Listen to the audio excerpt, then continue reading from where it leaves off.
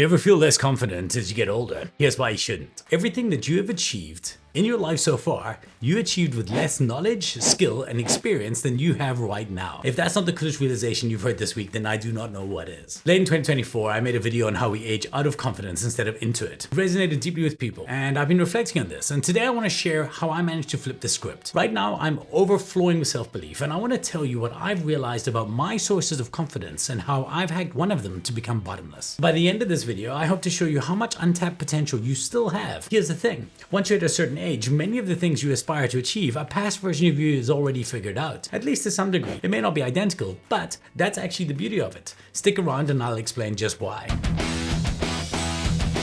So here's what I wish the 25-year-old version of me knew. The motivational fuel that powers us in our 20s, delusional self-belief or DSB, is a diminishing resource. And it's supposed to be. It's launch fuel, fueled itself by seemingly unlimited potential that exists. When you're 25, the world really is your oyster. Almost anything is possible. Whether you're start a company or work in one, there's no good reason to believe you won't go far. Someone has to, why shouldn't it be you? I'm awesome. That potential becomes the fuel to launch you forward. But here's the thing.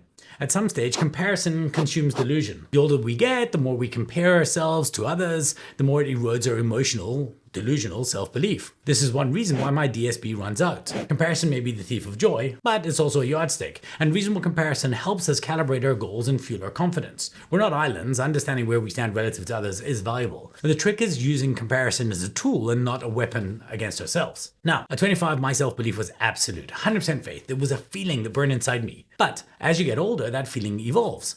Belief becomes hope, and while hope can inspire, it's not enough. See, confidence is like a rocket with two stages. The booster stage is raw, fiery power that gets you off the launch pad. It's fueled by DSB, emotional, driven, delusional self-belief. But like rockets, boosters run out, or they burn out, and they need to be jettisoned. That's where the sustainer stage takes over. It's powered by JSB, justifiable self-belief, which is intellectual, based on the experience and knowledge that we have accumulated. It's precise and it's efficient. So over the holidays, I reflected on what I want to achieve this year, like many of you did, and what I've already accomplished in the past. The realization was that there's nothing I want to achieve that I haven't basically done already in the past in some form. Doesn't that blow your mind? A past version of me built businesses, spoke on stages, and tackled challenges with less skill, less knowledge, and less experience than I have today. I've done it before, so I can do it again. That really should resonate with you, and if it doesn't, maybe it's because you've written off your past successes to luck. I'm not that lucky. Most good things that happen to us happen by us. We engineered them. Now, let me be clear here. I'm not suggesting rinse and repeat. It's not about being stuck, doing what made you successful in the past. We have to evolve. If you're stuck doing what's successful in the past, that's legicide. It's about recognizing that you have what it takes to win. The skills, the mindset, and resilience that carried you to success before are still part of you, ready to be applied in new and meaningful ways. So, to prove it to myself, I started journaling a list of my proudest achievements. At first, it was slow and selective, but soon the floodgates just opened. From client jobs to family moments, I captured them all. Now, every morning, I just look at 5 randomly chosen achievements and I remind myself that I did it before so I can do it again. Here's the crazy part though. 90% of those achievements, when I look at them, they weren't that difficult. Sure, they were work, but they were manageable. I could certainly do it again. I've never thought of it that way. Yeah. Now I'm taking it even further. Every night as part of my reflection in the Delusion app, I'm starting to practice past self gratitude. We're good at thanking others, but we rarely thank the efforts of the younger versions of ourselves. Sometimes it's as simple as thanking yesterday me for not having dessert that today's me would need to burn off in the gym. More often though, it's about acknowledging the version of me who worked late nights or made sacrifices years ago. I live on the back of that guy's efforts and I owe him thanks. Now, hopefully 6-year-old me will thank today's me for the work that I'm doing right now. To make that a reality, I'm harvesting the accomplishments in real time as well. Have you heard of the term fig jam? When somebody's a fig jam, fuck, I'm good, just ask me. Well, we should all have those fig jam moments, and you know the ones. They're the moments where you know you nailed something and they are gold. You know what I'm talking about. It's those moments when you walk out of a room or off a stage and you're feeling like you are the best version of yourself, like you absolutely killed it. Those, my friends, are fig jam moments. 'Cause I am the best.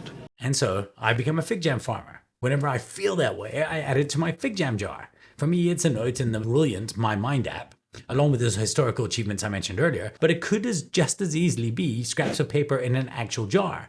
And then I just simply pick out 2 or 3 of them a day to refer to. As a result, I no longer have to rely on delusional self-belief because I don't need it.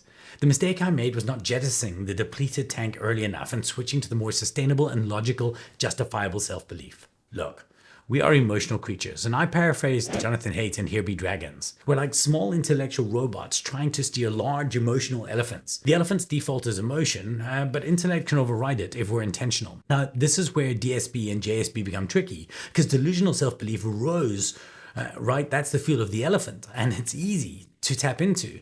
Justifiable intellectual self-belief, well, that's a bit harder, so it does take more work. But the systems I've given you here today are enough to actually get that into overdrive. You've heard it before. Success leaves clues. The single biggest change that I've made this year and that I want you to make is that I'm looking for those clues and I'm picking them up. You own every single achievement that you've accumulated so far.